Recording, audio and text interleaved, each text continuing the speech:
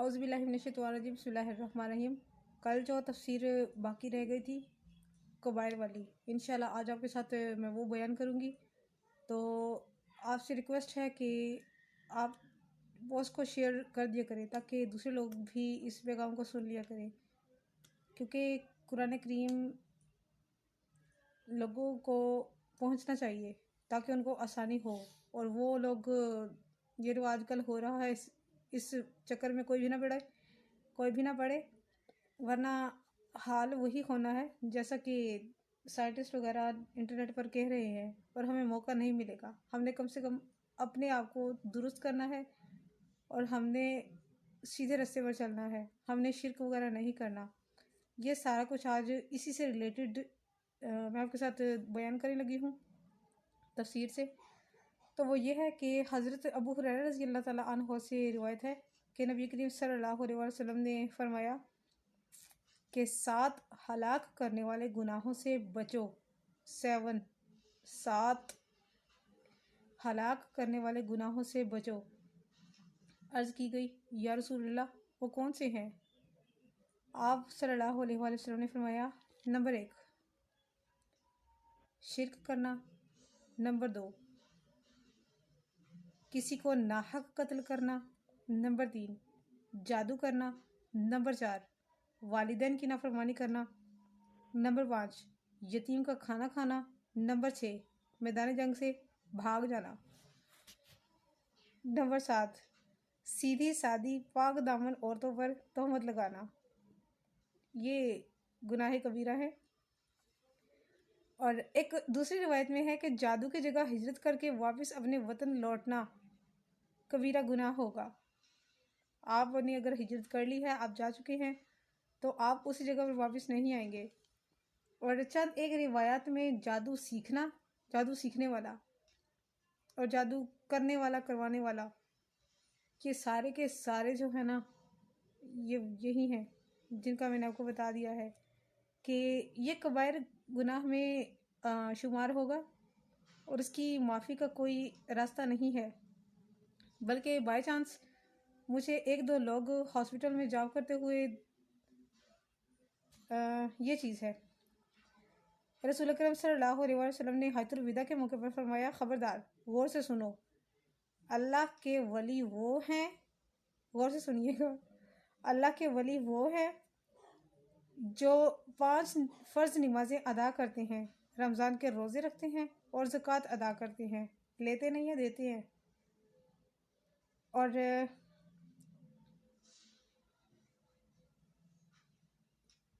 یہ لوگ جو ہیں یہ اللہ کے ولی ہیں جو 5 وقت کی نماز قائم کرتے ہیں، زکوٰۃ ادا کرتے ہیں اور کبائر سے بچتے ہیں، یعنی کبیرہ گناہوں سے بچتے ہیں یہ لوگ۔ اور روزے اس نیت سے رکھتے ہیں کہ ان پر فرض کیے گئے ہیں۔ اگر ان کبائر سے بچتے رہو جن سے اللہ تعالیٰ نے منع فرمایا ہے، تو تم ولی کا درجہ رکھتے ہو۔ ایک شخص نے عرض کی، یا رسول اللہ گناہ کبیرہ کون سا ہے؟ آپ نے فرمایا اس شخص کو دیکھ کر آپ نے فرمایا گناہ کبیرہ 10 ہیں۔ نمبر 1 شرک کرنا، نمبر 2 ناحق مومن کو قتل کرنا، نمبر 3 میدان جنگ سے فرار ہونا، 4 یتیم کا مال کھانا، 5 سود خوری، 6 پاک دامن عورتوں پر تہمت لگانا، ماں باپ کی نافرمانی کرنا، اور بیت اللہ کی حرمت پامال کرنا، جو زندگی اور موت میں تمہارا قبلہ ہے۔ اور جو شخص مرتے دم تک ان گناہوں سے اجتناب کرتا رہا، نماز قائم کرتا رہا، زکوٰۃ ادا کرتا رہا، جنت میں نبی کریم صلی اللہ علیہ وآلہ وسلم کے ساتھ سونے کے محلات میں ہوگا۔ سونے کے محل میں ہوگا، سونے کے محلات میں ہوگا۔ ہاں دیکھیں کتنی بڑی خوشخبری آج آپ کو سنائی ہے میں نے۔ یہ کام نہ ہونے والے تو نہیں ہے، امپاسبل کام تو یہ ہے نہیں ہے۔ ظاہر ہے ہم لوگوں نے اپنی جان کو کوئی نقصان نہیں کرنا، اپنے آپ کو درد ہم نے نہیں دینا، ہم نے جسٹ سیدھا ہم نے نماز ادا کرنی ہے، زکوٰۃ دینی ہے اور کبیرہ گناہوں سے بچنا ہے۔ تو اس میں پھر وہ والی جو ہے نا وہ کوئی گنجائش نہیں رہ جاتی، ہم نے صرف اللہ کی راہ میں دینا ہے، اور اس سے ہمیں ترقی جو ہے وہ ملنی ہے۔ وہ آپ کو بھی پتہ ہے کہ اللہ کی راہ میں دینے سے اللہ تعالیٰ ہمیں کہاں کہاں سے رزق دیتا ہے۔ حضرت عبداللہ بن عباس رضی اللہ فرماتے ہیں، نبی کریم صلی اللہ علیہ وسلم ایک دفعہ ممبر پر چڑھ کر فرمانے لگے۔ 2 دفعہ آپ نے فرمایا، میں قسم نہیں کھاتا، یعنی فرمایا، تمہیں خوشخبری ہو، جس نے 5 نمازیں پڑھیں اور 7 کبائر سے اجتناب کیا تو اسے جنت کے دروازوں سے آواز دی جائے گی کہ آ جا، داخل ہو جا۔ میں نے ابن عمر رضی اللہ سے پوچھا، راوی فرما رہے ہیں، پوچھا کہ مجھ سے کبیرہ گناہ سرزد ہو گیا ہے، تو آپ نے فرمایا بتاؤ کون سا ہوا ہے؟ انہوں نے بتایا فلاں۔ حضرت عبداللہ بن عمر نے فرمایا یہ کبیرہ گناہ نہیں ہے، یہ کبیرہ میں نہیں ہے۔ وہ سیٹسفائیڈ نہیں ہو رہے تھے اس بات سے، انہوں نے دوبارہ پوچھا ان صحابی نے کہ کیا یہ گناہ کبیرہ نہیں ہے؟ ان کو نا شک ہو رہا تھا، اور وہ یعنی کہ سیٹسفائیڈ نہیں ہو رہے تھے، وہ آپ رضی اللہ کے جواب سے، ابن عمر رضی اللہ کے جواب سے سیٹسفائیڈ نہیں ہو رہے تھے۔ پھر آپ رضی اللہ نے فرمایا کہ کبیرہ گناہ تم نے نہیں کیا، یہ کبیرہ گناہ نہیں ہے۔ کیا تم چاہتے ہو کہ تمہیں دوزخ میں داخل کیا جائے، یا تم یہ چاہتے ہو کہ جنت میں داخل کیا جائے؟ آپ نے فرمایا میں چاہتا ہوں کہ میں جنت میں جاؤں۔ تو آپ رضی اللہ نے فرمایا کیا تمہارے والدین زندہ ہیں؟ دوسرے صحابی نے عرض کی جی ہاں۔ نہیں، ماں زندہ ہے، والد نہیں ہے۔ عبداللہ بن عمر رضی اللہ نے انہیں بتایا کہ اپنی ماں کے ساتھ نرمی سے بات کرو، ماں کے ساتھ اچھے سلوک سے پیش آؤ، ماں کو کھانا کھلاتے رہو، تمہیں جنت کے کسی دروازے سے بھی، ہر ایک دروازے سے آواز دی جائے گی۔ والدین کی فرمانبرداری کا یہ اجر ہے۔ پھر ہم لوگ کیوں نافرمانی کرتے ہیں؟ ہم لوگ اصلی اولیاء کو چھوڑ کر، یہ چیز ہے۔ اور ناحق قتل کرنا، اس ناحق قتل کرنے میں مفلسی کے ڈر سے قتل کرنا، مفلسی کے ڈر سے مراد جس طرح کے یہ 2-3 دن پہلے ایک ہیپن ہوا ہے، ایک عورت نے 2 بچوں کو قتل کر دیا ہے، جلا دیا ہے آگ میں، یہ چیز ہے۔ لیکن اس کے علاوہ ایک اور بھی قتل ہو سکتا ہے جو ABORTAION میں آتا ہے، وہ بھی قتل ہے، اور وہ بھی کبیرہ گناہ ہوگا، وہ والا قتل بھی کبیرہ گناہ ہوگا۔ رسول اکرم صلی اللہ علیہ وسلم نے ارشاد فرمایا جس نے اللہ کی عبادت کی، اس کے ساتھ کسی کو شریک نہ ٹھہرایا، نماز قائم کی، زکوٰۃ ادا کی، رمضان کے روزے رکھے اور کبائر سے اجتناب کیا تو وہ جنت میں داخل ہو جائے گا۔ ایک شخص نے کبائر کے بارے میں سوال کیا، آپ نے فرمایا اللہ کے ساتھ شرک کرنا، کسی مسلمان کو قتل کرنا، میدان جنگ سے فرار ہونا۔ ہوا یوں، رسول اکرم صلی اللہ علیہ وسلم نے اہل یمن کو خط لکھوا کر بھیجا جس میں فرائض سنن اور دیت کا بیان تھا۔ یہ سارا قانون یعنی کہ ہونا تھا نا، ساری دنیا نے اسلام قبول کرنا تھا، ساری دنیا اسلام لائے، اس وجہ سے وہ بھیجتے رہتے تھے احادیث قرآن کریم کی آیات۔ تو حضرت عمر بن حزم رضی اللہ کے ہاتھ بھیجا تھا، اور اس خط میں یہ بھی تھا کہ قیامت کے دن سب سے بڑا گناہ شرک، کسی مسلمان کا ناحق قتل کرنا، میدان جنگ سے فرار ہونا، والدین کی نافرمانی کرنا، پاک دامن عورتوں پر تہمت لگانا، جادو کا علم سیکھنا، سود کھانا اور یتیم کا مال کھانا، یہ چیز ہے۔ ایک روایت میں جھوٹی گواہی کا بھی ذکر ہے، یہ بھی کبیرہ گناہ میں آئے گی۔ ظاہر ہے کہ ایک بندہ مجرم ہے یا نہیں ہے، جو بھی ہے، آپ اگر کسی مجبور کا ساتھ دے رہے ہیں، اگر آپ سچی گواہی دے رہے ہیں تو کیا ہی بات ہے، کیونکہ گردنیں چھڑوانے کا ذکر قرآن میں سورۃ بقرہ میں کر چکی ہوں، اور سورہ آل عمران میں نہیں کیا، اس میں بھی اور بھی کافی مقامات پر ذکر آئے گا۔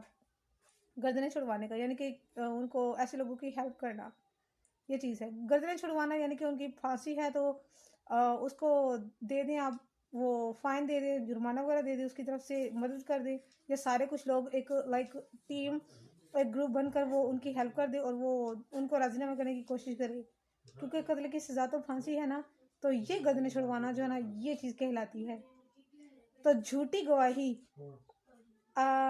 सुनने में आया है कि लोग झूठी गवाहियाँ दे देते हैं, बल्कि थोड़े से पैसे लेकर लोग अस्तगफिरुल्लाह अस्तगफिरुल्लाह अस्तगफिरुल्लाह रब्बी मिन कुल्ली ज़म्बिन, थोड़े से पैसे लोग लेकर तो वो उसकी गवाही दे देते हैं, भले वो मुजरिम हो या ना हो।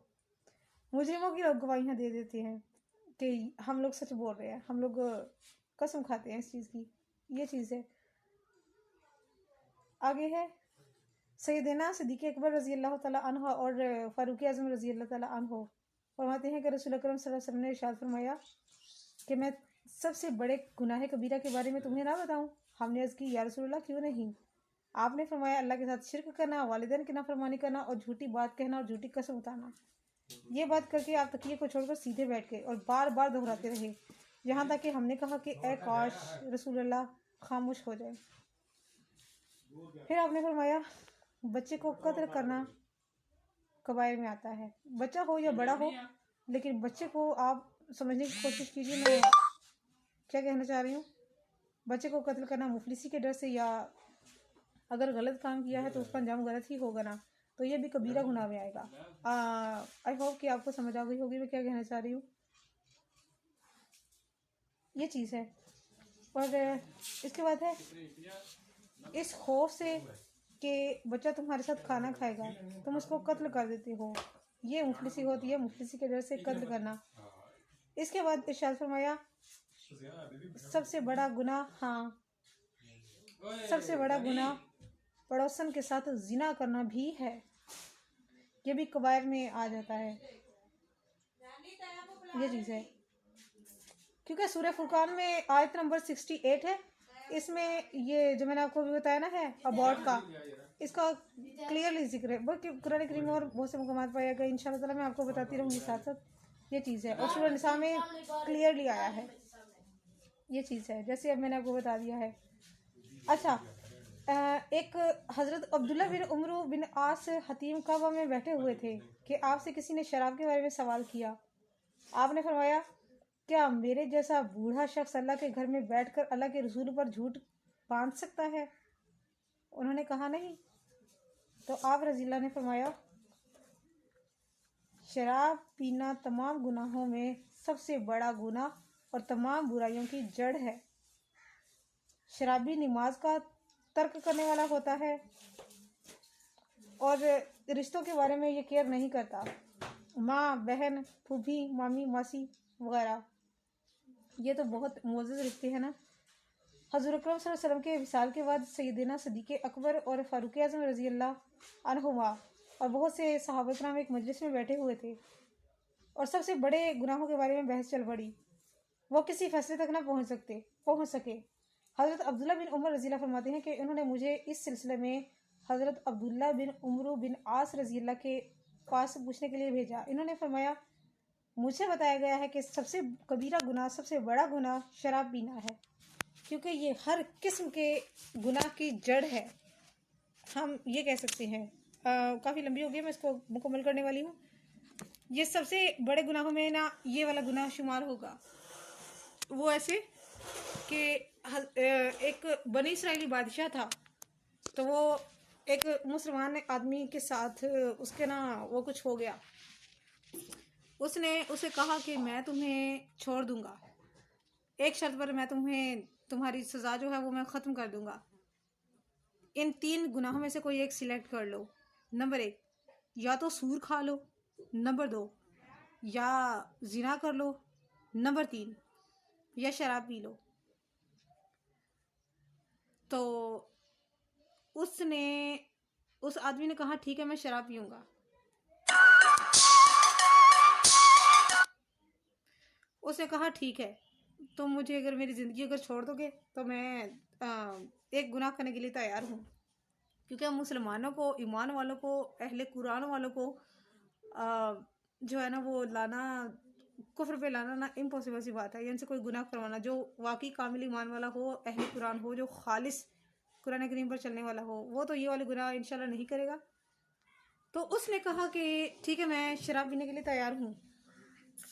اس نے شراب پی لی، شراب اس نے پی لی، اس نے قتل بھی کر دیا، اس نے وہ زنا بھی کر لیا، اور اس نے جو سور کا گوشت بھی کھا لیا. اس نے یہ چیز ہے. بات کرنے کا مقصد یہ ہے کہ آپ کی نماز ضائع. اچھا ایک اور چیز میں آپ کو بتاتی ہوں. یہ تو میں نے آپ کو ثابت کر کے دے دیا کہ اس نے سارے گناہ کر لیے تھے. ایک اور بات یہ ہے کہ جو شخص شراب پیتا ہو لگاتار، ایک دفعہ پیے یا 2 دفعہ پیے، اس کے بارے میں رسول پاک صلی اللہ علیہ وسلم نے فرمایا ہے کہ جو شخص جس کی آنت میں ایک قطرہ بھی شراب کا ہوا تو وہ دوزخ میں جائے گا.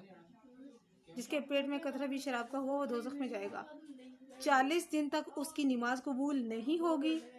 نمبر 3، شراب پینے والا انسان اگر وہ اس حال میں مرے کہ ایک دن اس نے شراب پی ہے اور 40 دن مکمل نہیں ہوئے، 40 دن کے اندر اندر اس کی ڈیتھ ہو گئی، تو وہ ڈائریکٹ دوزخی ہوگا. وہ اپنے پیٹ میں آگ لے کر گیا. اس کا ثبوت آپ کو اس انسان کی موت کا، اس شرابی کی موت کا دنیا میں بھی ملے گا، اور آخرت میں تو خیر ملنا ہی ملنا ہے. لیکن لوگ آخرت کی نہیں سوچتے ہیں، تو اس لیے اللہ تعالیٰ کچھ چند ایک چیزیں دکھا دیتا ہے، دنیا میں ہی دکھا دیتا ہے انسان کی، آیا وہ دوزخی ہے جنتی ہے. یہ تھی میری آج کی پوسٹ. برائے مہربانی صدقہ جاری کی نیت سے شیئر کیجیے گا. جزاک اللہ خیر.